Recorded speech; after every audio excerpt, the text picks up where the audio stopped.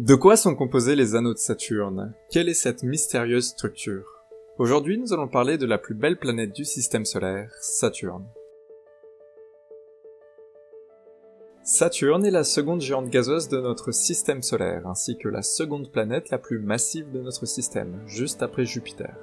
Elle est très facilement reconnaissable grâce à ses magnifiques anneaux. Ces anneaux sont composés à plus de 95% de glace d'eau pure. Ils sont tellement larges que l'on peut les voir nettement depuis la surface terrestre avec un télescope amateur.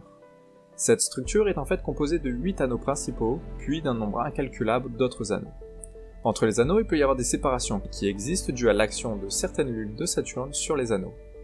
Ces anneaux ne se trouvent que sur une hauteur d'environ 1 km, au niveau de l'équateur de Saturne. On estime que leur formation est très récente, il y a quelques centaines de millions d'années seulement. C'est très jeune quand on considère que Saturne a plus de 4,5 milliards d'années. Si on assemblait toute la matière des anneaux, on aurait une sphère de glace d'à peu près 100 km de diamètre, soit la moitié de la Lune mi-masse. On n'a pas l'habitude d'imaginer Saturne sans ses anneaux, alors voici une petite représentation pour que vous voyez ce que l'on aurait observé dans le ciel il y a quelques centaines de millions d'années. Mais sinon, pourquoi ces anneaux sont-ils donc là? Eh bien en fait, pour chaque planète ou chaque astre dans l'univers, il y a une limite qu'on appelle la limite de Roche, du nom de l'astronome français Édouard Roche, qui est la distance à laquelle les satellites naturels commencent à se disloquer à cause des forces de marée. C'est-à-dire que l'attraction de la planète est plus forte d'un côté du satellite que de l'autre, et il va donc finir par se diviser en des millions, voire des milliards de corps plus petits qui vont donc former les anneaux.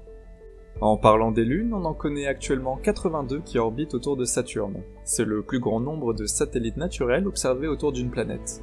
Certains ont des formes de raviolis ou de soucoupes volantes même.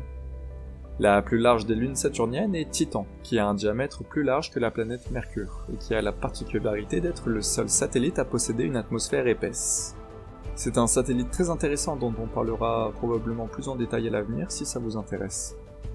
Une autre lune remarquable est Encelade. Ce satellite est géologiquement très actif, des geysers expulsent hors de la surface de l'eau carbonique et des gaz naturels, et on suppose donc qu'elle abrite un océan souterrain. Saturne a beau être massive grâce à son rayon 9 fois supérieur à celui de la Terre, elle est néanmoins très peu dense. Sa densité est si faible que si on plongeait la planète dans un océan d'eau géant, Saturne flotterait à la surface de celui-ci. En tant que sixième planète la plus proche du Soleil, Saturne orbite à une distance de 9,5 unités astronomiques du Soleil. Il faut 80 minutes pour que la lumière parcourt cette distance depuis le Soleil jusqu'à Saturne. Et la planète effectue un tour complet autour de notre étoile en 29 ans.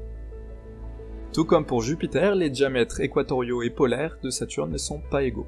Il y a une différence de 10%, et cela est dû à la rapide vitesse de rotation de la planète, qui tourne sur elle-même en 10 heures et 42 minutes seulement.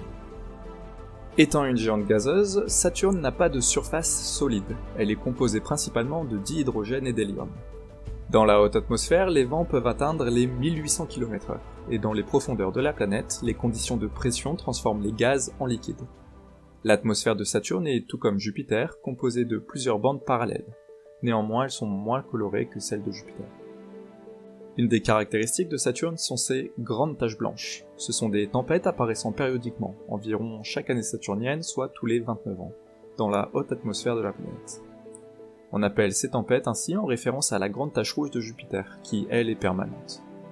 Ces grandes taches blanches se forment dans l'hémisphère nord de la planète et peuvent mesurer plusieurs milliers de kilomètres. Elles s'étendent avec le temps et peuvent entourer toute la planète avant de commencer à s'estomper. Au pôle Nord, une structure hexagonale permanente plutôt étrange a été observée. Les origines de sa formation sont aujourd'hui encore incertaines, mais certaines expériences montrent qu'il est possible d'obtenir une telle structure quand un liquide a des vitesses de rotation différentes entre son centre et sa périphérie. La magnétosphère de Saturne est la deuxième plus vaste après celle de Jupiter, mais les émissions radio de celle-ci ne sont pas détectables depuis la Terre. Les mesures de cette magnétosphère ne sont donc possibles que grâce au passage de sondes à proximité de Saturne. Et tout comme pour la Terre ou Jupiter, on peut observer au pôle des aurores polaires. Alors un petit point sur les observations et l'exploration du système saturnien maintenant.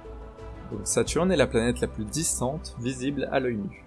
C'est Galilée qui est le premier à en observer les anneaux en 1610, mais il pense alors que c'est un satellite de la planète.